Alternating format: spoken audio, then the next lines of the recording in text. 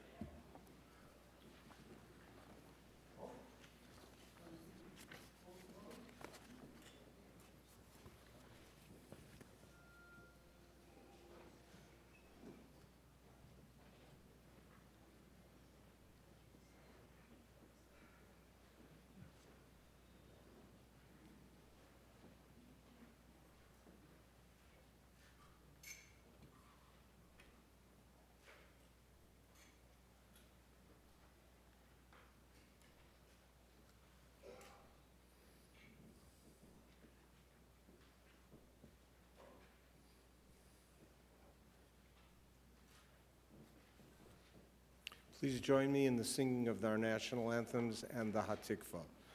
Oh, say, can you see by the dawn's early light what so proudly we hailed at the twilight's last gleaming, whose broad stripes and bright stars through the perilous fight o'er the ramparts we watched were so gallantly streaming, and the rocket's red glare, the bombs bursting in air, gave through the night that our flag was still there.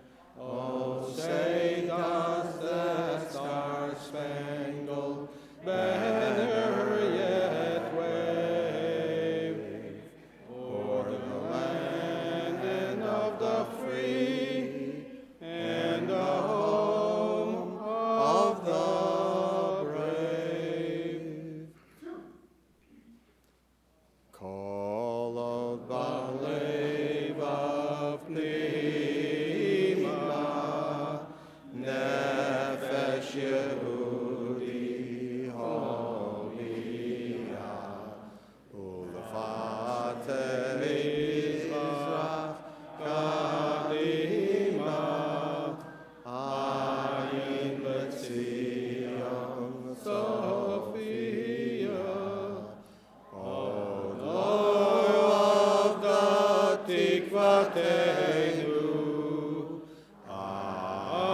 Atikva Shlos Habayim, Liotam Chofshi Be'artzeinu, Be'eretz Zion v'Yerushalayim, Liotam Chofshi Be'artzeinu, Be'eretz Zion v'Yerushalayim.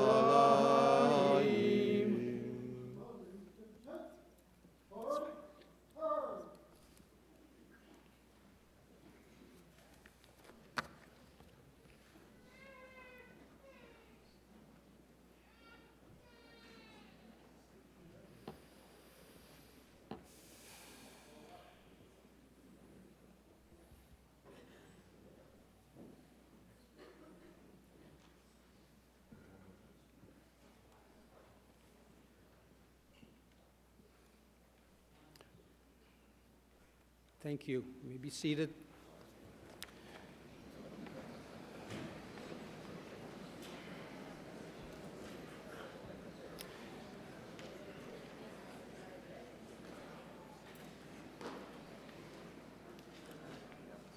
Thank you for coming, all of you. Zachor, we are all remembering. All here are remembering. But who are we? What are we remembering? When the war broke out, survivors who were adults with families who lost parents, brothers, sisters, spouses, children, survivors who were hidden children were given to non-Jewish families, to churches, who never saw their parents again and who were raised with many questions of who they are. Why were they given away? If they did see their parents again after the war, relationships had to be recreated.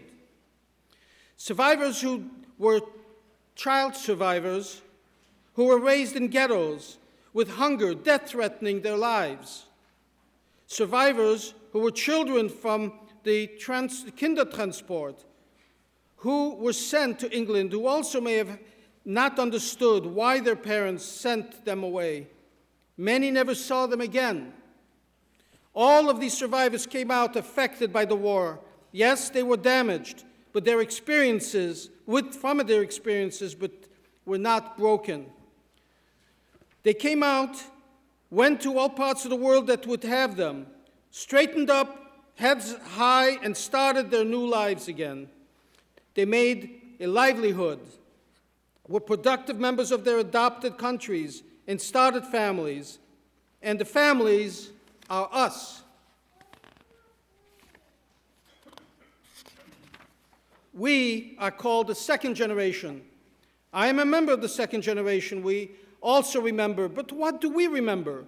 What losses do we have to remember? In many of the cases, we never knew our grandparents, aunts, uncles, cousins. They were murdered before we were born. We, in many cases, never had any photographs to look at of them. In most cases, our parents did not talk about their experiences because of the pain that they felt, and they wanted to shelter us. So we did not know of their pre-war lives, of their war experiences. We had to create their lives from fragments that may have been provided accidentally. Usually, when they talked to their friends and we may have listened, we got those bits of information. We did have their names, however, because we were given the names of their fathers, mothers, brothers, sisters.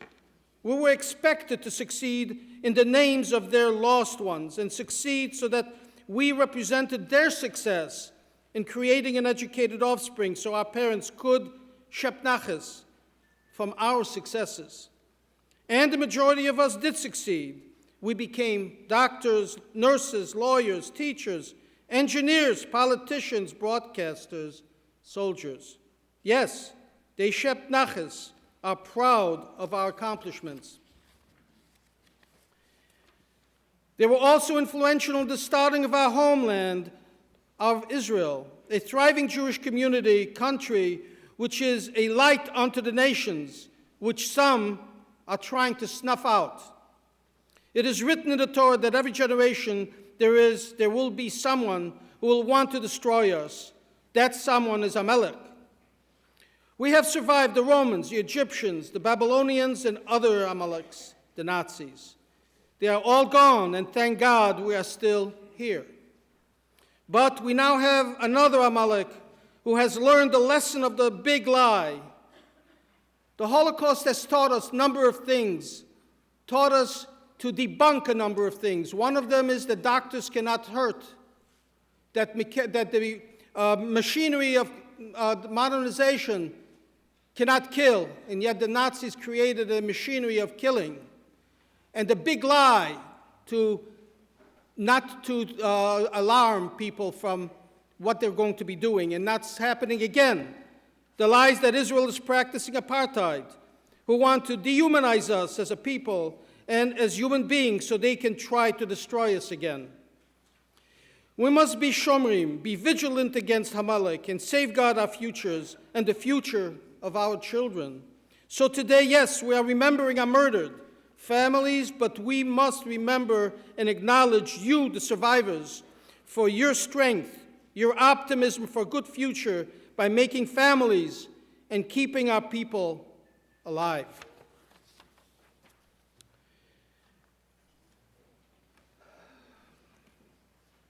I would like now to ask Honorable George Van Heusen, Mayor of Skokie, Illinois.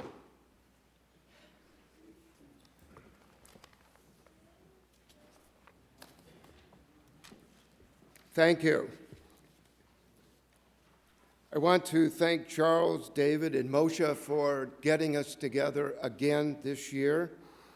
And of course, we want to thank Rabbi and the temple for extending themselves yet again. My remarks can best be summarized in the village's proclamation passed just a few days ago. Whereas Jewish communities throughout the world have proclaimed April 27th as a day of remembrance of the martyrdom of 6 million Jews who perished in the Nazi Holocaust.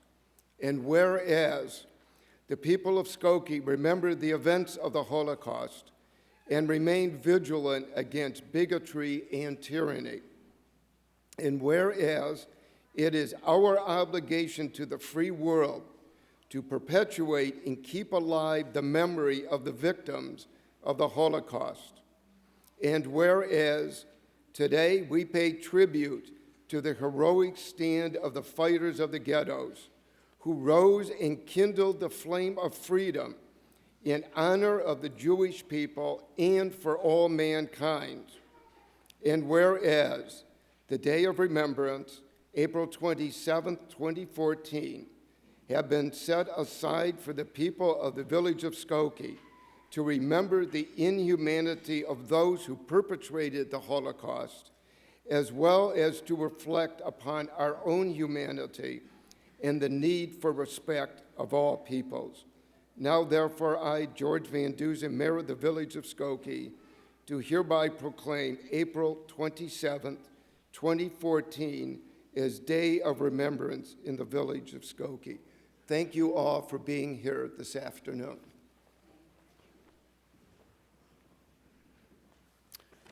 Thank you, Mayor. Mr. Steve Kaptz, our next speaker, escaped Germany in 1940 and returned to Germany as a U.S. GI. Mr. Kaptz.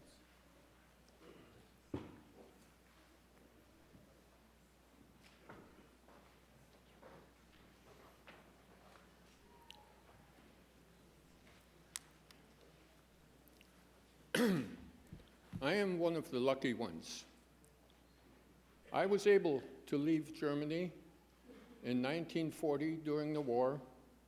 I left my parents and sibling behind, went through Belgium, France, Spain, and Portugal, and then caught a tramp steamer to the States. After high school, enlisted in the United States Army and returned to Germany.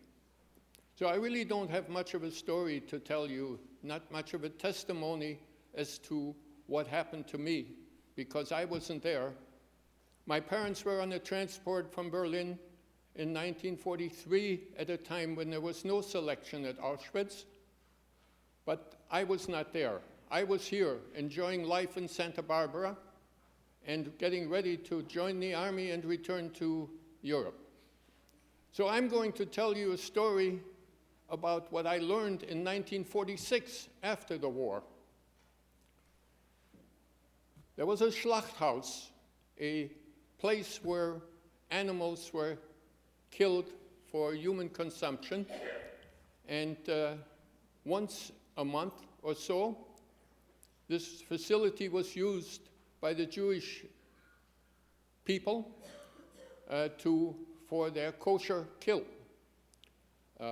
It happened one time that the rabbis, the shochtim, came for their kill for that month, and at the end, when they left, the guard, the watchman, the doorman, at the facility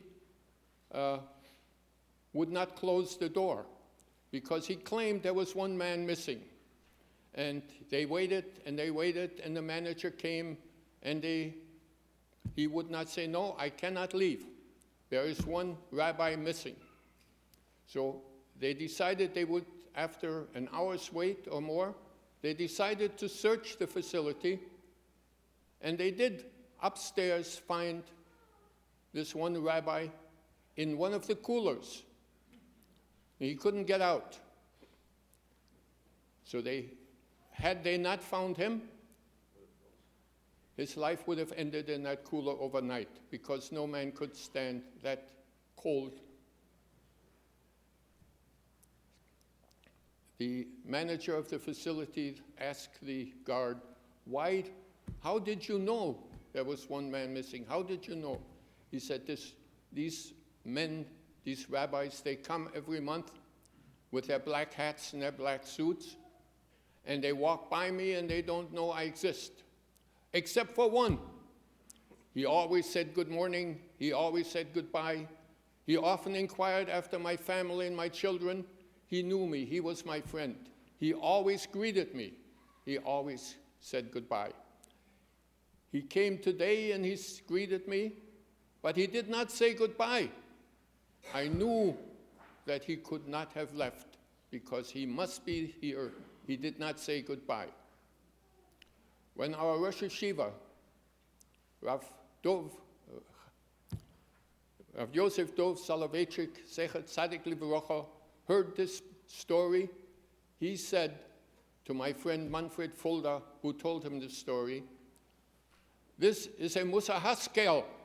This is an important lesson to be learned and to be remembered. And he told Manfred, whose name now is Meir, who's still teaching at the yeshiva at the age of 85, this is a story you have to repeat to every one of your classes. This is something people must know, that you have to recognize every human being as a human being.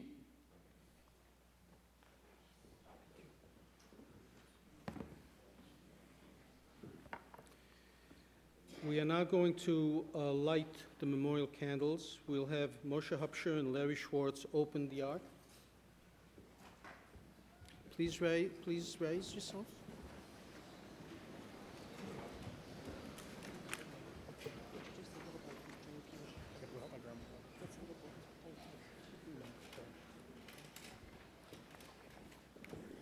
I'm being accompanied today by Max Brash on the piano.